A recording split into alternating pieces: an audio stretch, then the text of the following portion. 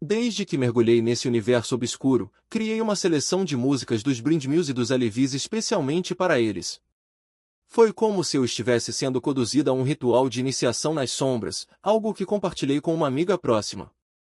A partir daquele momento, tudo se transformou. Perdi qualquer noção de privacidade, como se tivesse escancarado portas que nunca deveriam ter sido abertas. E o que veio à tona foi assustador. Sinto que me tornei um canal, uma ponte para forças que não compreendia. Minha vida se encheu de energias carregadas de raiva, e ninguém ao meu redor percebia o que eu estava fazendo. Ninguém sabia que eu praticava rituais ocultos, que invocava entidades das quais não tinha controle. Certa noite, algo se chocou contra mim com uma força avassaladora. Era como se um peso de 300 quilos estivesse me esmagando, uma presença tão maligna que nunca havia sentido nada parecido. A pressão era insuportável, como se algo estivesse sentado sobre meu peito. Acordei sobressaltada, tomada por um terror que não consigo descrever. Lembro-me de ouvir uma voz dizendo que eu precisava pronunciar o nome de Jesus. Foi nesse momento que tudo começou a mudar. Hoje, estou aqui para conversar com Maria, que passou por uma experiência semelhante. Quando adolescente, ela se envolveu com práticas de bruxaria e até acreditava que podia se transformar em outras formas. Também lutava contra um vício em masturbação que a consumia. Até que, numa madrugada, por volta das 3 da manhã, um demônio a atacou, gritando em seu rosto. Vamos entender como essa jovem de 19 anos, estudante universitária, encontrou o caminho da verdade. Para compreender sua história, precisamos voltar ao início. Maria não cresceu em um lar cristão. Sua criação foi marcada por uma atmosfera que ela descreve como pagã.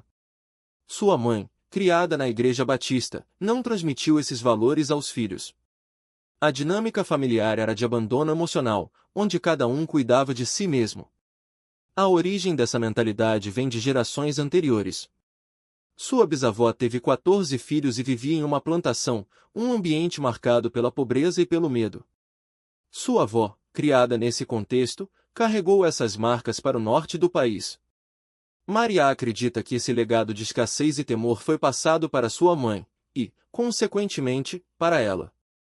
Desde pequena, Maria foi exposta a situações que nenhuma criança deveria enfrentar. Aos 4 anos, encontrou uma fita de vídeo pornográfica e, sem entender o que estava vendo, assistiu. Aquilo desencadeou um vício em masturbação que durou uma década, até que, aos 14 anos, encontrou cura através da fé.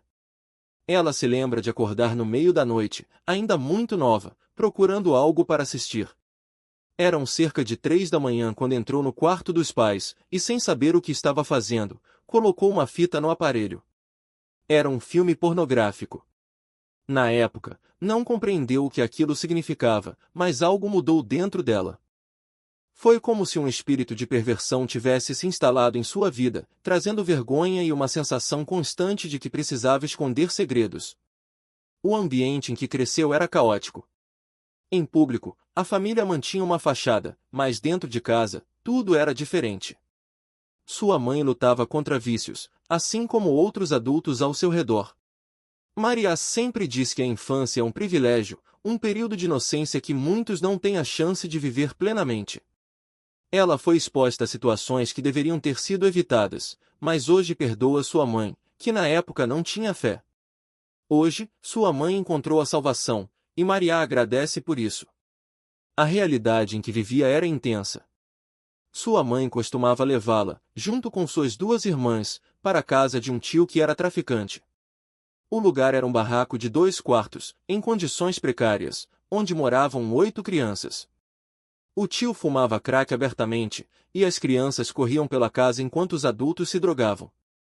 Maria se lembra de uma noite em particular, quando tinha 6 ou 7 anos. Sua mãe as deixou lá e desapareceu. A casa estava escura, tomada por uma fumaça densa, resultado do cigarro e do crack que eram consumidos sem parar. A única luz vinha da televisão, que exibia programas policiais, cenas de crimes e violência. Olhando para trás, tudo parece irônico. Ela estava ali, no meio da sala, observando a cena. Na cozinha, sua prima preparava biscoitos enquanto tio, ao lado dela, fumava crack com uma precisão quase ritualística. Bebês engatinhavam pelo chão, e no dia seguinte, todos teriam que ir à escola. Era uma realidade absurda, mas, na época, parecia normal. Destruir, e foi exatamente isso que ele fez comigo. Cada vez que eu me entregava a esse ciclo de promiscuidade, era como se estivesse assinando um contrato invisível com algo que eu não entendia. Eu buscava validação, afeto, qualquer coisa que preenchesse aquele vazio que crescia dentro de mim desde criança. Mas quanto mais eu buscava, mais o buraco se alargava. Era uma armadilha perfeita. O inimigo me fazia acreditar que o prazer momentâneo era amor, que a atenção dos outros era cuidado, que a dor que eu sentia depois era apenas o preço a pagar por ser desejada. Na escola, eu me tornei a garota que todos conheciam, mas ninguém realmente conhecia. Eu usava roupas curtas, maquiagem pesada, ria alto demais, como se estivesse gritando para o mundo: vejam, eu existo. Mas por dentro, eu era um fantasma. Cada olhar, cada toque, cada palavra sussurrada nos corredores só reforçava a mentira de que meu valor estava no que eu podia oferecer, não em quem eu era. E o pior é que, na época, eu nem sabia que era uma mentira. Eu achava que estava no controle, que estava escolhendo o meu próprio caminho. Mas na verdade, eu era apenas uma marionete nas mãos de algo muito maior e mais sombrio. As coisas pioraram quando comecei a me envolver com pessoas mais velhas. Eu tinha 12, 13 anos, e já estava saindo com homens de 20 e poucos, 30. Eles me compravam coisas, me levavam a lugares, me faziam sentir especial. Mas o que eu não percebia era que, para eles, eu não passava de um brinquedo descartável. Eu me entregava inteira, acreditando que finalmente encontraria alguém que me amasse de verdade. Mas no dia seguinte, eles sumiam, ou pior, me tratavam como se eu fosse um estorvo. E eu voltava para casa, para aquele mesmo ambiente caótico, com a mesma sensação de abandono, só que agora com uma camada extra de vergonha. Minha mãe, nesse meio tempo, estava afundada em seus próprios demônios. Ela se envolveu com um homem violento, um traficante que a agredia fisicamente e emocionalmente. Eu via os hematomas, ouvia os gritos, sentia o medo no ar. Mas nunca falávamos sobre isso. Era como se todos nós tivéssemos assinado um pacto silencioso de fingir que estava tudo bem. Eu me lembro de uma noite em que ele chegou em casa bêbado e começou a quebrar tudo.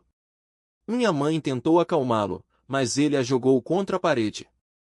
Eu corri para o quarto, trancando a porta, e fiquei ali, encolhida, ouvindo os sons da violência do outro lado. Na manhã seguinte, ela apareceu com um olho roxo e um sorriso forçado, como se nada tivesse acontecido. E eu aprendi, mais uma vez, que a dor era algo para ser engolida, não compartilhada. Foi nessa época que comecei a me cortar. No começo, eram apenas pequenos arranhões, quase imperceptíveis. Mas com o tempo, as lâminas foram ficando mais profundas, as cicatrizes mais visíveis. Era a única maneira que eu encontrava de sentir algo real, de transformar a dor emocional em algo físico que eu pudesse controlar. Eu me cortava nos braços, nas pernas, em lugares que ninguém veria. Era meu segredo, minha válvula de escape.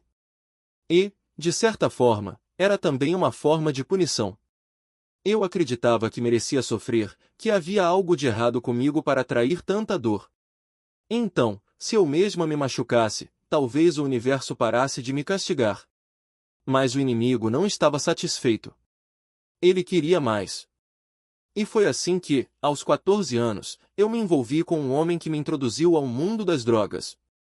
Não eram mais apenas os resquícios de crack que eu via na casa da minha tia. Agora, eram comprimidos, cocaína, álcool em excesso. Eu me afundei rápido, como se estivesse correndo em direção a um abismo. As drogas me davam uma falsa sensação de controle, de poder. Elas me faziam esquecer, mesmo que por algumas horas, toda a dor que carregava. Mas, claro, era só mais uma ilusão. Cada vez que eu usava, eu me perdia um pouco mais. E o pior é que eu sabia disso. No fundo, eu sabia que estava me destruindo, mas não conseguia parar. Era como se uma parte de mim quisesse desaparecer, queria que tudo acabasse. E então, um dia, eu quase consegui. Foi numa noite em que eu estava sozinha no meu quarto, chapada e bêbada, com uma lâmina na mão. Eu olhava para o meu pulso, traçando linhas imaginárias, imaginando como seria se eu simplesmente deixasse tudo ir. Eu já tinha tentado antes, mas dessa vez, algo dentro de mim parecia diferente. Eu estava cansada. Cansada de lutar, cansada de fingir, cansada de existir. E foi nesse momento que algo aconteceu. Não sei se foi um sonho, uma visão ou apenas um lampejo de lucidez, mas eu vi minha vida como um filme passando na minha frente. E o que eu vi me assustou. Não era a vida que eu queria. Não era a vida que eu merecia. E, pela primeira vez em muito tempo, eu senti algo que não sentia há anos: esperança. Eu não sei o que me fez largar a lâmina naquele momento. Talvez tenha sido medo. Talvez tenha sido a lembrança de alguma coisa boa que eu não conseguia mais acessar. Mas eu larguei. E, naquele instante, eu decidi que precisava mudar. Não sabia como, não sabia por onde começar, mas sabia que não podia continuar daquele jeito. E foi assim que, aos poucos, comecei a buscar algo diferente. Algo que me desse um propósito, que me fizesse sentir viva sem precisar me destruir. Mas essa é uma história para outro momento. De vida. Eu me sentia como se estivesse flutuando num espaço onde ninguém realmente me via. As paredes daquela casa pareciam absorver qualquer tentativa de conexão, e eu, aos 12 anos, já carregava o peso de segredos que nem eu mesma sabia nomear. A vergonha era uma sombra constante, algo que eu engolia junto com o café da manhã, algo que me fazia baixar os olhos quando cruzava com os da minha mãe no espelho do banheiro. Ela não perguntava, eu não contava. Era um acordo tácito, como se o silêncio fosse a única forma de sobrevivermos àquilo que já nos havia quebrado. A gravidez da minha irmã mais velha chegou como um terremoto. Não um daqueles que derrubam prédios, mas um que racha o chão por baixo dos seus pés, deixando tudo instável. Ela escondeu a barriga até não poder mais, e quando minha mãe descobriu, foi como se o mundo tivesse parado para respirar fundo antes de desabar. $13 por hora, 3 filhos, e agora um neto a caminho. Não havia plano, não havia rede de segurança. Só o desespero mudo de quem sabia que, mais uma vez, teríamos que nos virar. Mas algo mudou quando meu sobrinho nasceu. Ele era pequeno, frágil, e nos seus olhos eu via algo que não sabia descrever: esperança, talvez. Ou apenas a promessa de que, se não fosse por nós, pelo menos por ele valeria a pena tentar. Minha mãe, depois da morte da minha avó, tinha mergulhado em um poço sem fundo. O jogo, as drogas, a venda de comprimidos pelas ruas, era como se ela estivesse correndo atrás de algo que nunca alcançaria. Eu a acompanhava em algumas dessas entregas, não por escolha, mas porque era a única vez em que ela parecia precisar de mim. Ela me dizia: fica aqui, não sai do carro, enquanto desaparecia em becos ou prédios decadentes. Eu obedecia, mas não sem antes notar como suas mãos tremiam ao contar o dinheiro, como sua voz ficava mais áspera quando alguém a pressionava. Ela não era má. Era só uma mulher quebrada tentando manter a cabeça acima da água, e nós, suas filhas, éramos as pedras amarradas aos seus pés. Quando minha irmã mais velha foi embora, não sei se por exaustão, por vergonha ou por algo que nunca nos contou, a casa ficou ainda mais vazia. Restamos eu, minha irmã do meio e minha mãe, 3 pessoas que dividiam o mesmo teto mas viviam em realidades paralelas. Eu estava no 8º ano e já tinha aprendido que amar alguém não significava gostar de quem ela era. Minha mãe me amava? Talvez. Mas seu amor vinha embrulhado em críticas, em palavras que cortavam mais fundo do que qualquer faca. Você é burra, ninguém vai querer você, olha só pra você, igualzinha ao seu pai. Eu guardava cada uma delas, como se fossem provas de algo que eu ainda não entendia. Então, um dia, tudo mudou. Não foi de repente, como nos filmes, mas aos poucos, como a maré que sobe sem que você perceba até estar com os pés na água. Minha irmã do meio começou a frequentar uma igreja. Não sei se foi por desespero, por curiosidade ou por algo que ela viu em mim e não teve coragem de dizer. Ela me convidou para ir com ela. Eu ri. Igreja? Sério? Mas fui. Não por fé, não por crença, eu nem sabia o que era isso, mas porque, pela primeira vez em anos, alguém tinha estendido a mão para mim sem pedir nada em troca. E naquele lugar, entre pessoas que cantavam com os olhos fechados e falavam de um amor que não exigia nada em troca, eu senti algo estranho, uma fissura na armadura que eu havia construído ao redor do meu coração. Não foi um milagre. Foi só o começo de entender que talvez eu não precisasse carregar tudo sozinha. Falando de algo que ela mesma tinha vivido. Na verdade, minha mãe encontrou Jesus muito antes de eu sequer imaginar que isso pudesse acontecer. Ela sempre teve uma relação complicada com a fé, ou melhor, com a falta dela.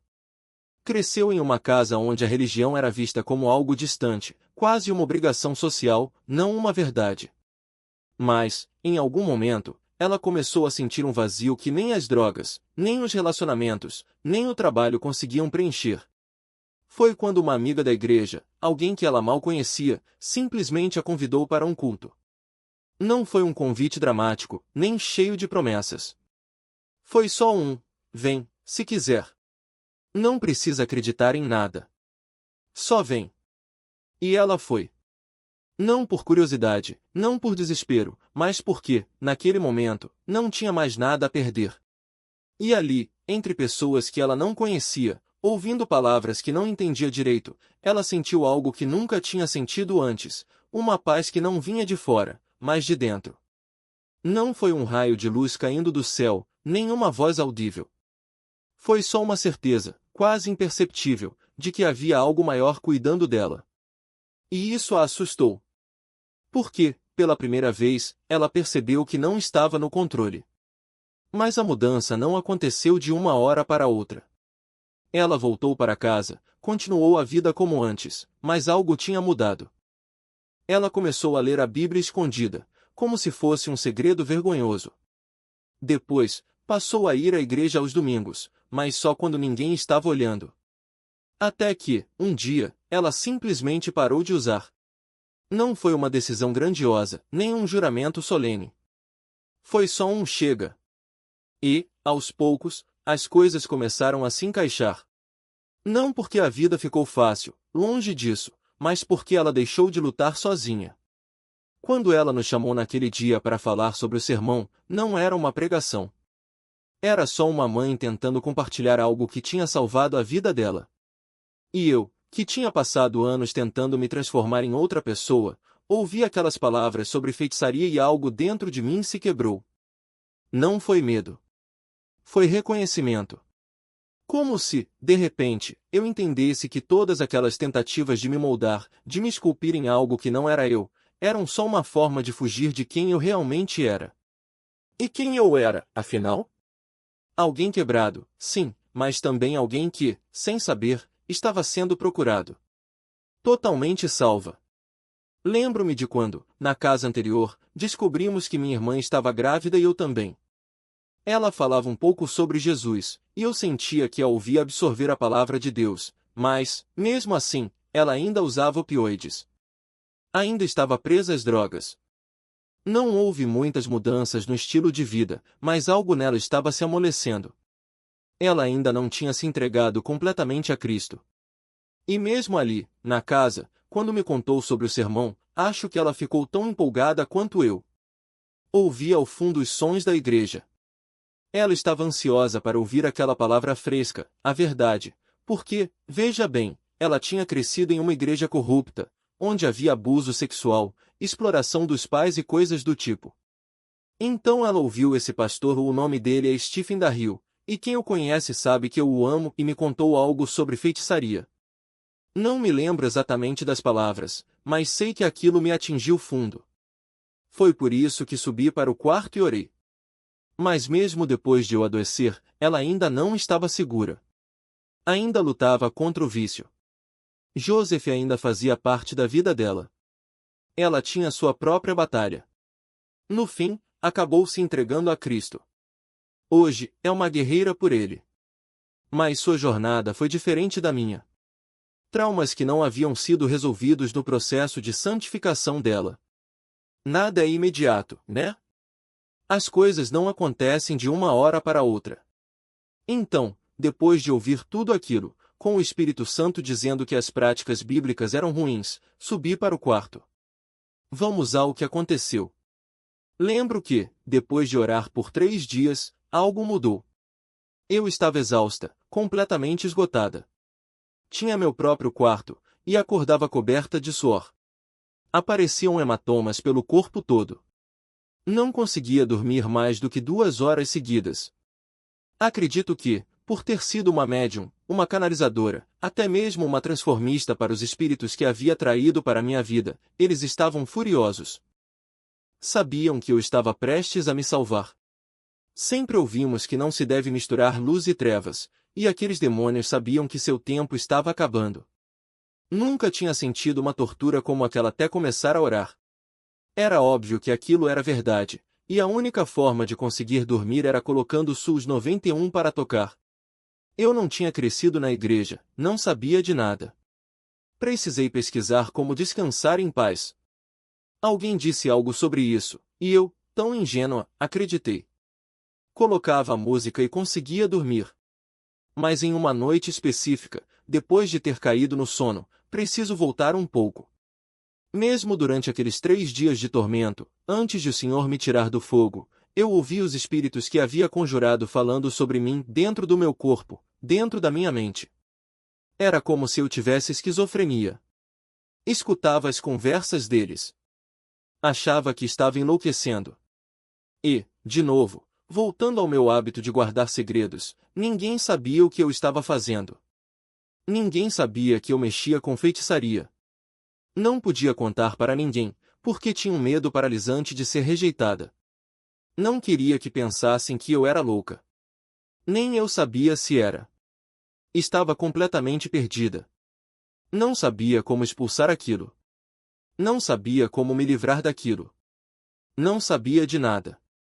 Então, no 3º dia, estava cercada por tudo aquilo. Tive um sonho e, de repente, senti como se estivesse sendo puxada para fora dele. Acordei assustada. Por que estava acordada? Tinha a sensação de que ainda deveria estar dormindo.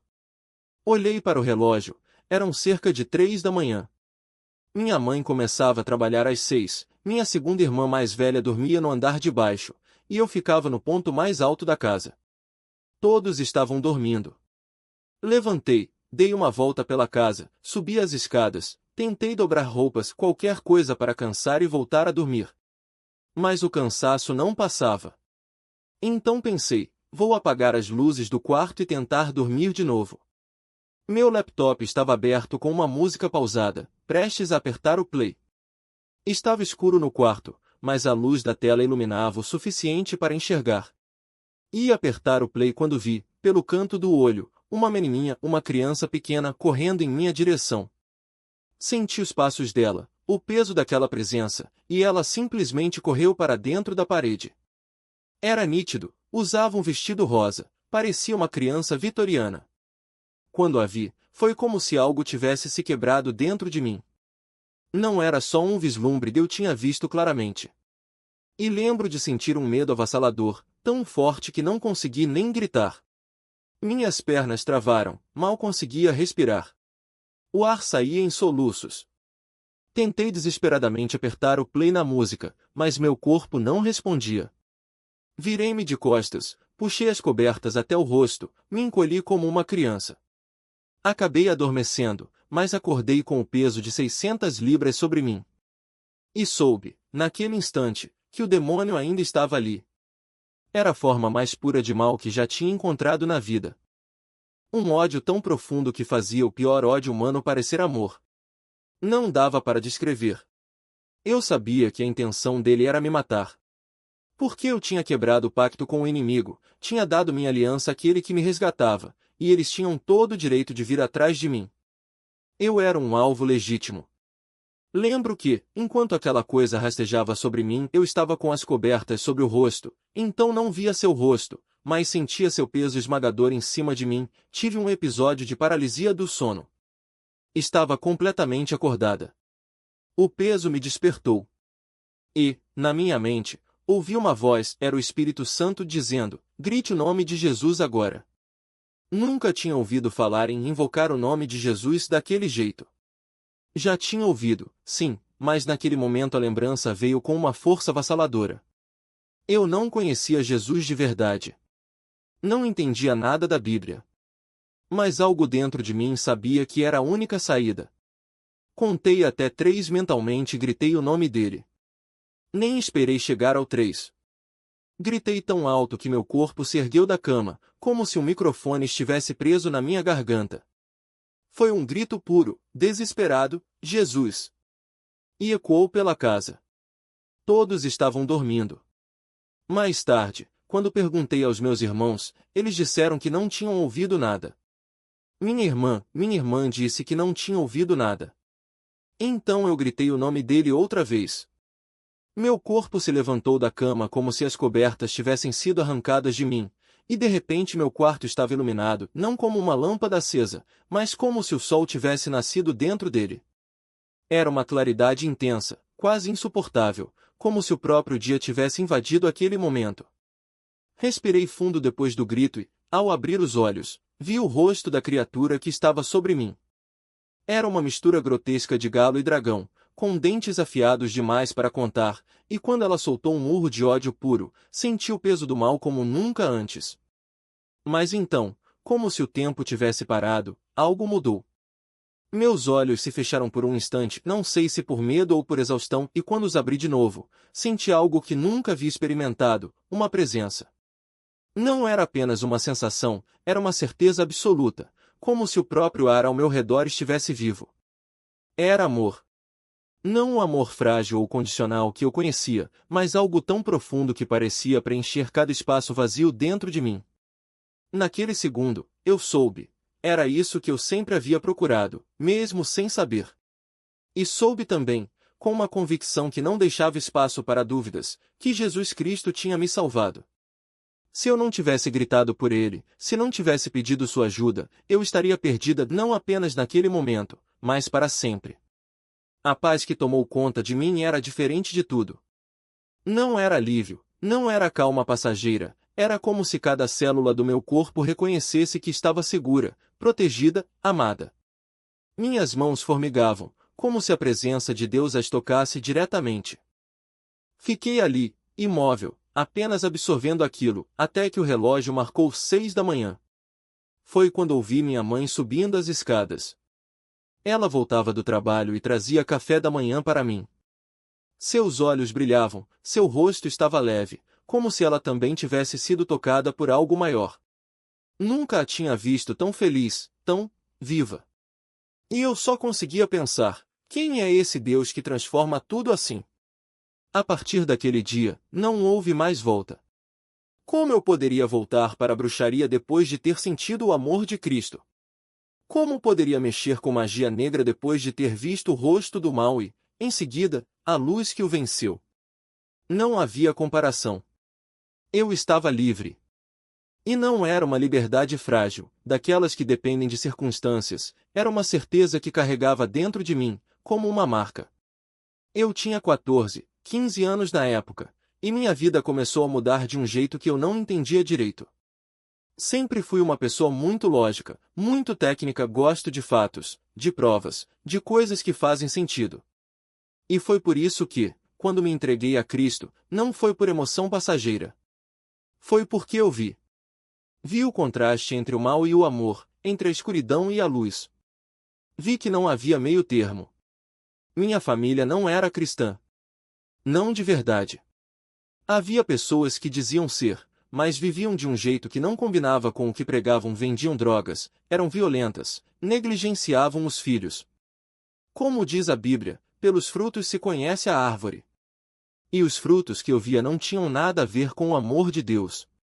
Então, quando me converti, não havia igreja aberta, não havia mentores, não havia ninguém para me guiar. Era só eu e o Senhor.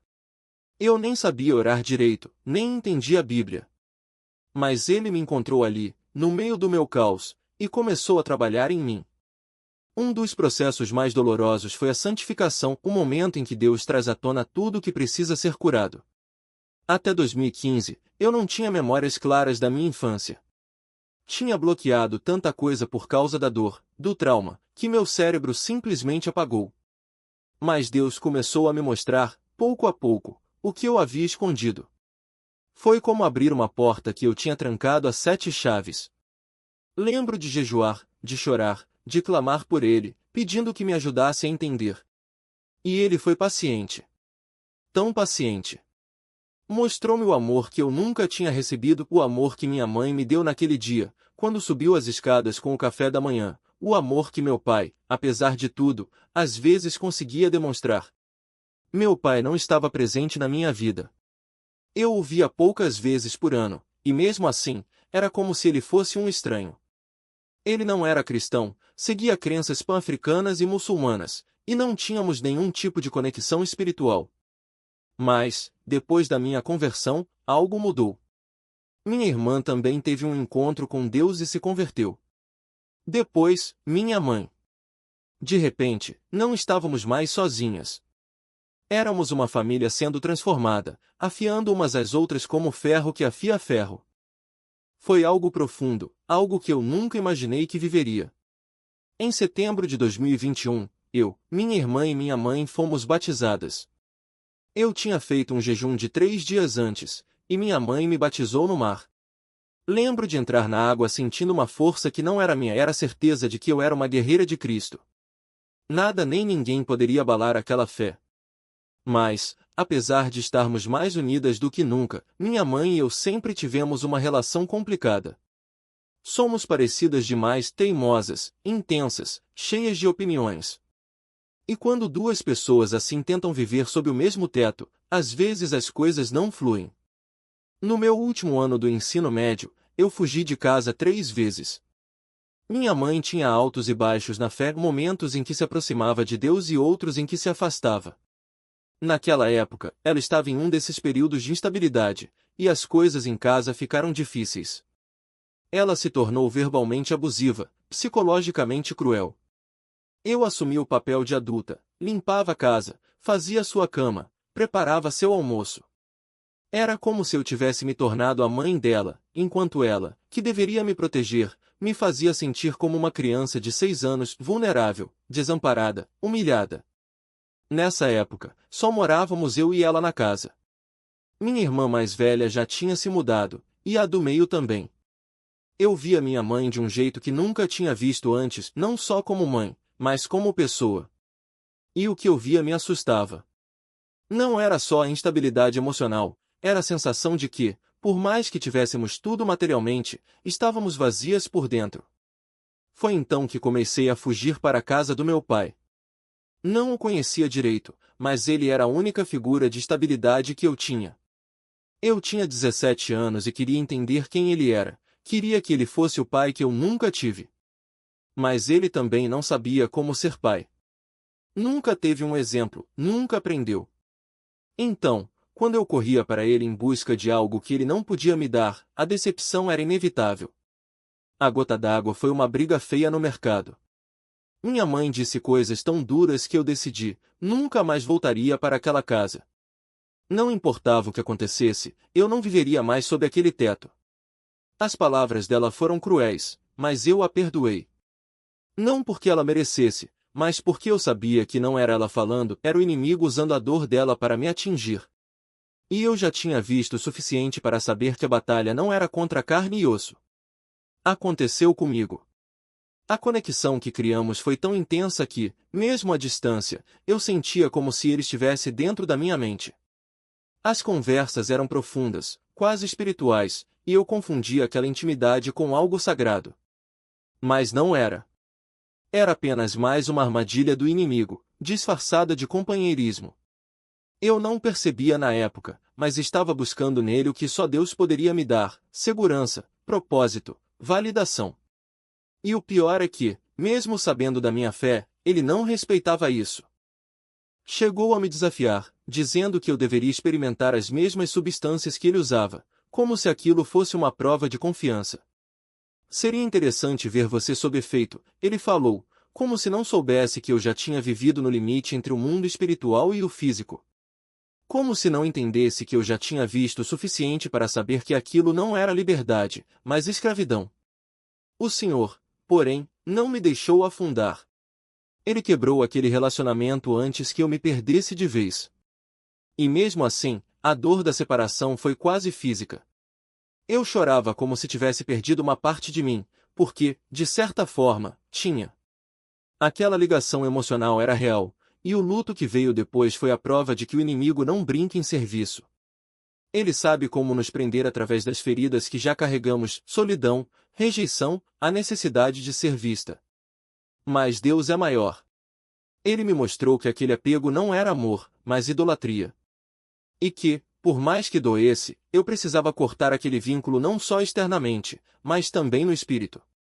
Ore por libertação, renunciei àquele laço e pedi que o Senhor restaurasse em mim o que o inimigo tinha roubado. E Ele fez. Não de uma vez, mas aos poucos, como sempre faz. Hoje, olhando para trás, vejo como o Senhor usou até mesmo aquele erro para me ensinar. Aprendi que a codependência não precisa ser física para ser perigosa. Que o coração humano é terreno fértil para o inimigo quando não está firmado em Deus. E que, por mais que a solidão assuste, ela é melhor do que estar acompanhada da pessoa errada. Mas o diabo não desiste fácil. Ele sabe onde somos fracos e volta sempre que pode. Depois daquele relacionamento, ele tentou me atacar de outras formas, através da dúvida, do medo de não ser boa o suficiente, da tentação de buscar conforto em coisas que não eram de Deus. Às vezes, era uma música que me trazia de volta memórias dolorosas. Outras, um pensamento intrusivo que me fazia questionar minha salvação. Mas eu já tinha aprendido: quando o inimigo sussurra, eu levanto a voz em louvor. Quando ele tenta me puxar para o passado, eu declaro a palavra. E quando a solidão aperta, eu me lembro de que não estou sozinha, Deus está comigo, e Ele nunca me deixará. A caminhada ainda não acabou. A santificação é um processo, e o Senhor continua me moldando. Mas agora eu sei, não importa o que o inimigo tente usar contra mim, ele não tem a última palavra. Porque aquele que está em mim é maior do que aquele que está no mundo. E isso é liberdade. A verdade é que Deus sempre age a nosso favor, mesmo quando não enxergamos. Naquele relacionamento, por exemplo, ele me protegeu de algo que poderia ter sido ainda mais devastador. Era um vínculo não apenas emocional ou espiritual, mas que, se tivesse se concretizado fisicamente, teria deixado marcas profundas. A distância foi uma misericórdia disfarçada, um escudo que o Senhor usou para me preservar. Ainda assim, mesmo com essa proteção, precisei tomar uma decisão: renunciar completamente àquela conexão, cortar os laços e me posicionar em obediência. E é isso que quero te encorajar a fazer hoje. Se você está lutando contra algo parecido, um relacionamento que não te edifica, uma amizade que te afasta de Deus, ou qualquer coisa que não esteja alinhada com a vontade dele, não desista. Permaneça firme. Não espere encontrar em uma pessoa o que só Deus pode te dar. Seja paciente. O Senhor já tem alguém preparado para você, alguém que vai caminhar ao seu lado na fé, que vai te respeitar e honrar o propósito que Deus colocou em sua vida. Uma das maiores batalhas que enfrentei foi aprender a viver sozinha, sem depender de alguém para me completar. Sou responsável, cuido da minha vida, mantenho minha pureza, seja emocional, espiritual ou física, porque sei que meu corpo é templo do Espírito Santo. Não é sobre esperar por um homem, mas sobre viver de acordo com o que Deus planejou para mim. E se o plano dele incluir um relacionamento, que seja um que glorifique seu nome, não um que me leve a comprometer meus valores. O inimigo é astuto. Ele sabe exatamente o que nos atrai, o que nos faz baixar a guarda. Aquele rapaz parecia ter luz, mas a escuridão por trás dele era maior do que eu podia imaginar. Ele não estava disposto a mudar, e eu não podia me conformar com menos do que Deus tinha para mim. A Bíblia diz que as más companhias corrompem os bons costumes, 1 Coríntios 15:33, e eu vi isso acontecer ao meu redor. Quando não temos comunhão com pessoas que compartilham da mesma fé, é fácil se desviar. Mas mesmo assim, Deus me sustentou. Sua graça me guardou, mesmo quando eu não tinha ninguém ao meu lado para me lembrar da verdade. Foi nesse lugar de solidão que aprendi a depender inteiramente do Espírito Santo. E isso foi poderoso.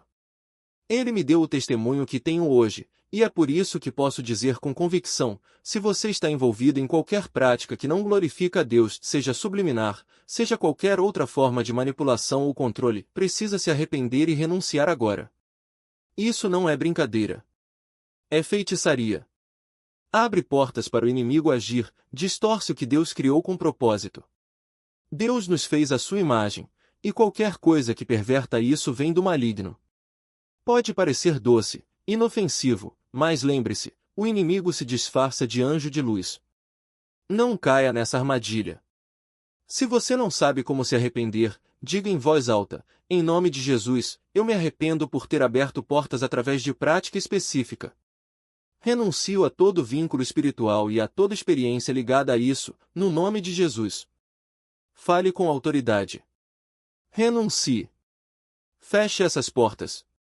E se você está lutando contra o medo, daquele medo de ficar sozinho, de não ser amado, de não encontrar alguém, eu declaro sobre você, o amor de Deus é maior.